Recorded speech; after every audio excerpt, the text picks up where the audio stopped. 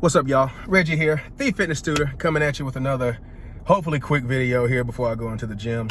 A topic I want to touch on is I think people really need to set their goals and expectations to be a little bit longer than what they usually do. 6 months to a year.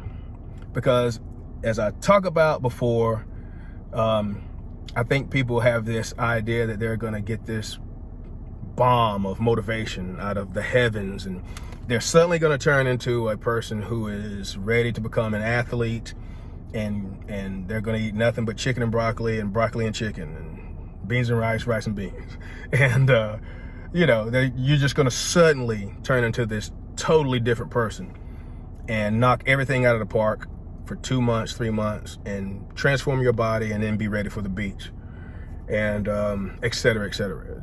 You know what I mean? So, and I can just tell you, that is very possible.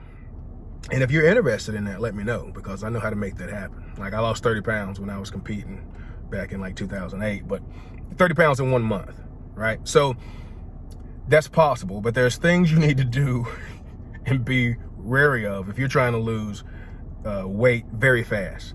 And one thing you don't want to do is combine eating very low amounts of food and doing a whole bunch of exercise.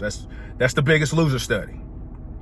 All right. And just as a quick aside for people out there who listen to or read or whatever, Dr. Fung, and for Dr. Fung, you can watch this video too. Might send it to you.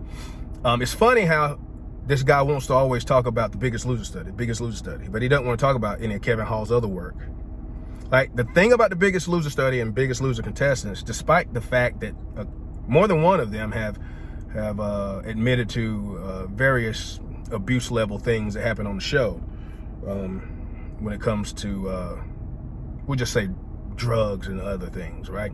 So the problem with the Biggest Loser is that they did the two things you don't want to do, which is do a whole bunch of exercise and eat low amounts of food. Those things in combination is what can really mess up your metabolism and hormone profile, et cetera, et cetera. Not just one of them. And Kevin Hall talks about this. And they've done studies where they did very low calories and didn't have a lot of exercise. And they've done studies where they did a lot of exercise, but had very adequate amounts of calories. And none of the bad things, happen. It's when you combine both of them, as it should, because your body's going to try to make you sit down somewhere in whatever environment that you think it's in. And then you're gonna start having negative feedback, and then you're gonna have all these complications. It's gonna make you feel like crap. Your hair's gonna start falling out. All the bad things that people associate with dieting and sometimes intermittent fasting comes from not eating enough freaking nutrition for what it is that you're doing.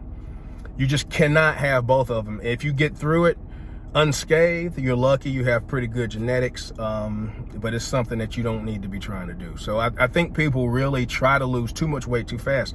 The problem is also, and akin to stuff like Dr. Fung and Berg and some of these other people talk about, is the reason for yo-yo dieting is not hormones and sugar and insulin up and down and all this. It's because you don't learn sustainable habits. It's nothing to tell somebody to eat next to nothing, even if it looks good and whatever else. Your body's gonna fight you on it, and you're gonna end up having more cravings and hyper hunger. Statistically speaking, you're gonna have a higher chance for that, at least later.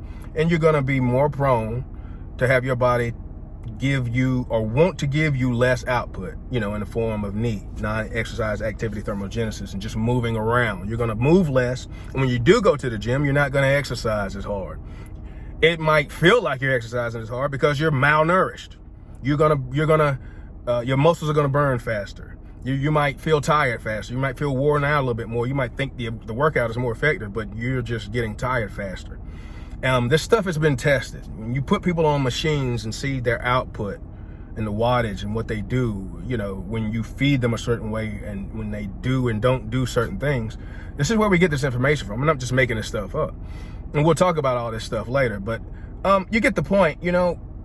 I think people's goals need to be 6 months to a year. And, that's why right now I'm offering coaching for like 5 months for $200, which is ridiculously unheard of. And again, for my coaches out there, that are gonna be like, that's gonna have to be low quality. But it's not, because after months, going into the 3rd month and getting into those 4th and 5th months, it should be just more of a reporting and supervision sort of thing that I'm going to be doing. You know, less work for me, and you should be forming habits. And, you know, I might critique, give you a little bit of something to change, et cetera, et cetera. But those last 2 months should be very small amount of work for me, but I'll be there to give you whatever you need. And yeah, this is kind of marketing, but it's true. And this is the reason why I'm offering it, because I know for most people, even though I had a few clients, online clients, do very good things in 3 months, 3.5 months. You know, I've got one testimonial where Shay lost like 30 plus pounds in 3 months. And I mean, I just remember her just knocking everything out of the park. And she wasn't complaining. She wasn't hungry. Wasn't talking about how she was hungry. She went to the gym, and she stayed on top of her stuff. And I just want people to be able to have sustainable goals and make sustainable changes in their life, and learn what it takes to be able to make it a lifestyle.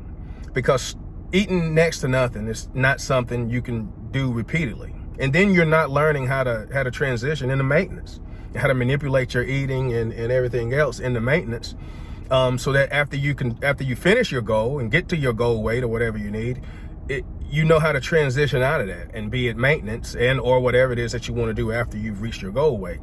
And you just learn almost nothing when you do some typical meal plan that's non-customized, which is what I'm offering.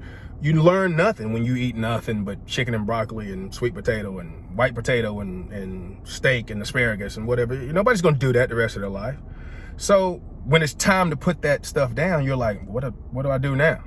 And then people end up going back into the eating and the lifestyle that they knew before they got into it. So then you never really learn anything. That's what causes yo-yo dieting and all these problems. Not metabolism changes and sugar and insulin up and down and all this kind of crap that some of these people are talking about. This went on a little bit longer than I wanted it to, but anyway, hey, I'm getting a little bit better. 7 minutes. So love, peace, bacon, grease, and donut yeast, but to the very least, stop the madness, please. And I'm out. All right, we'll see y'all in the next video.